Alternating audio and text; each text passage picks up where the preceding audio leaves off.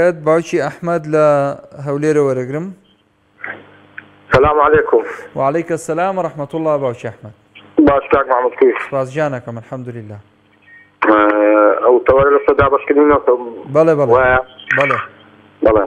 الحەمدولله نەفت درایە لە هەموو ناوچەی کوردستان. زۆر بە باشیش درایە. نازانم خەرج لۆ گازاندەی دەکا. یعنی نابی خەرج گازاندەی کاک محمود بەڕاستی. یعنی 30 سالە لە هیچ شتێک ماکم نییە. باش. لە هیچ شتێک ماکم نییە یعنی بەڕاستی باشترین حکومڕانی کوردیە یعنی نابی خەرج هیچ گازاندێک بە. یعنی زۆر بەداخەوە و خەڵکە نازانم لەسەر چ گازاندەی دەکا. یعنی ئیلا نازانین چ برێ. باوکی ئەحمەد بەڕاستی بەڵێ. یعنی ئێستا تۆ حکوومەتت پێ بێ کەم و کوڕیە هەر پرسیارەکەم. بەڵێ کەم و کوڕی کا لە حکوومەتە. ئەگەر کەم و کوڕی لە حکوومەتی بی یعنی خەرج دەست بە خۆپیشاندان دەکا دەست بە یعنی بەم شێوە مەدەنیەشی دەکە بەس باوەڕکە هیچ دەگۆڕێنێ خەرکەکە بەخۆی رازیە یعنی رازیە بۆ وەزعی. وڵی ئێستا من پرسیارم بۆ دروست بوو باوکی ئەحمەد. ئێستا تۆ نازانم هەستەکەم تۆزێک غامز قسە دەکەی یعنی لەگەڵ حکوومەت داینیان لە دژی حکوومەتی بەزەمە بزانم.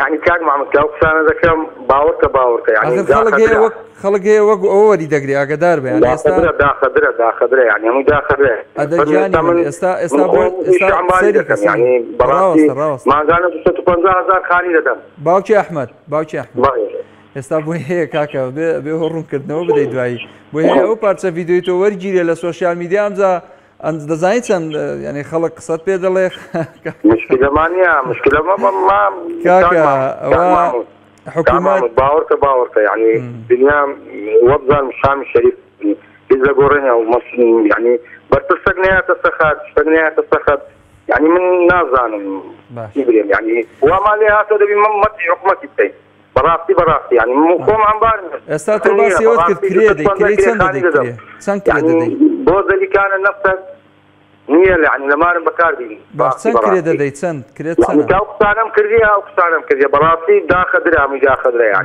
یعنی چی برێ ئەمە زانیم یعنی تۆ بەرنامەدادنی بەڕاستی ئێستا ئەو قسانی کە ئەمە دەکەین عەقوایە ئەوانە جێیان یعنی کەڕن یعنی عەقوەیە بەدەست ئیشارەتیان یعنی بە ئیشارەت پێیان بدەین یعنی جێیان یعنی باوکی ئەحمەد نەبی وا برێ.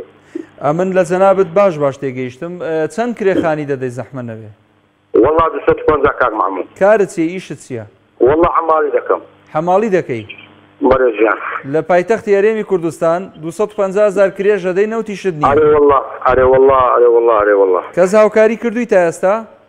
والله هاوکاری یعنی پارێک بەرمێ نەستیاندانی ئەویش لە ڕێی نازانم نانا ئێستا بوو شتێکی واب یعنی لە پار یەک بەرمی یعنی دەستار دەبی یعنی نەفساوەنە یعنی بەس ئەو بەرمی لە نەفسەتەوە. باوکی ئەحمەد بەڵێژیان چیت بۆ بکەین ئەمرت بە چییە؟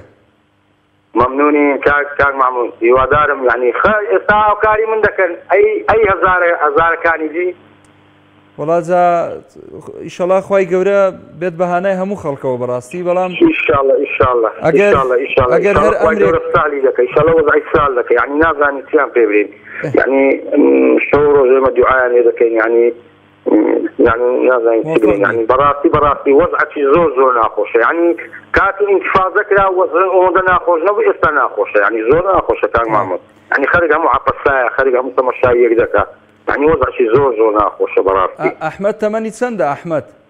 والله أحمد تمني تقريبا صفي سي ما مفتاح. ما شاء الله تمن دريج إن شاء الله. يعني نمركاني والله أم بخوم يستاد اسمه بازار. شودة مودة والله نمركاني هم دلستديها. ما شاء الله ما شاء الله. يعني قرآن كاك محمود والله دفع عذري يعني لعذري ما مفتاح كان الحمد لله يعني ما شاء الله أول روج بردم بدمكن لا ما مستعشي قلت ما مستع أمشي بياو منا وقلت وزوج بإجراري والله إسا من نازل أمكر كودكني الشوان دي دست كان دخيني يعني من تمشيناكم والله يعني أقداري نيمة يعني بس الحمد لله زور كيكا يعني ما مكاني شجماني من دي لما نادى كان درين أولادي شو ما نادي يعني استاتو حماليش دكيو كركشد الحجرة علي والله علي والله بس الحمد لله الاخوان الزابي ان شاء الله بتشتغل مع والله ئافرم باوکی ئەحمەد ئافرم بەڕاستی سەربەرزی دنیا و قیامەت بی ئینشاءڵڵا سپاس دەکەم خێرمان لۆکە زۆر دوعای خێرمان لۆکە ئینشاءڵڵا ئینشاءڵڵا جانەکەم ئینشاءڵڵا السلام علیکم ورحمة الله بەردەوامی لەگەڵتان وڵا ناوبڕێکم دەنێ مەمنونە بم هاوڕێیانی عەزیزم یەک ناوبڕی کورد بە ڕێزان دێمەوە خزمەتان ئینشاءڵڵا دوای ناوبڕێکی کورد